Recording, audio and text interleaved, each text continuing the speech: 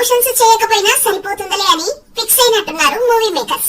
సలార్ సినిమాకు ఒక్క ఈవెంట్ కాదు కదా, కనీసం ప్రెస్ మీట్ కూడా పెట్టలేదు. అయినా కూడా భారీ వసూళ్లు వచ్చాయి. ఎందుకంటే ప్రభాస్ క్రేజ్ అలాంటిది. మరి పైగా ప్రశాంత్ నీల్ సినిమా కాబట్టి సలార్ కు భారీ ఓపెనింగ్స్ వచ్చాయి. కానీ కల్కి అలా కాదు.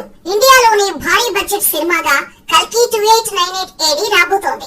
దాదాపు 600 కోట్ల బడ్జెట్ తో తెరకెక్కింది. ఇలాంటి సినిమాకు ప్రభాస్ కు ఉన్న క్రేజ్ కు ఖచ్చితంగా 200 కోట్లకు పైగా ఓపెనింగ్స్ రాబట్టాల్సిందే. అలా జరగాలంటే సాలిడ్ ప్రమోషన్స్ చేయాల్సిందే. ఇప్పటి వరకు కల్కి మేకర్స్ చేసిన ఈవెంట్స్ తీసుకుంటే తెలుగులో బుజ్జిని గ్రాండ్ గా లాంచ్ చేశారు. ఆ తర్వాత బుజ్జిని దేశం మొత్తం తిప్పుతూ వచ్చారు. రీసెంట్ గా ముంబైలో ఒక ప్రీ రిలీజ్ ఈవెంట్ నిర్వహించారు. అలాగే తెలుగులో ఒక భారీ ప్రీ రిలీజ్ ఈవెంట్ కూడా నిర్వహిస్తారని వార్తలు వచ్చాయి. ముందుగా అమరావతిలో అని ప్రచారం జరగ్గా ఆ తర్వాత హైదరాబాద్ లో అని అన్నారు. కానీ ఇప్పుడు అది కూడా లేదని తెలుస్తోంది. కారణాలు ఏమైనా కానీ తెలుగు రాష్ట్రాల్లో ఎటువంటి ఈవెంట్ నిర్వహించకూడదని మేకర్స్ నిర్ణయించుకున్నట్టుగా వార్తలు వస్తున్నాయి. ఇదే నిజమైతే తెలుగు ఆడియన్స్ కి కల్కి ప్రీ రిలీజ్ ఈవెంట్ లేనట్టే. ప్రభాస్ ఫ్యాన్స్ డిసప్పాయింట్ అయినట్టే.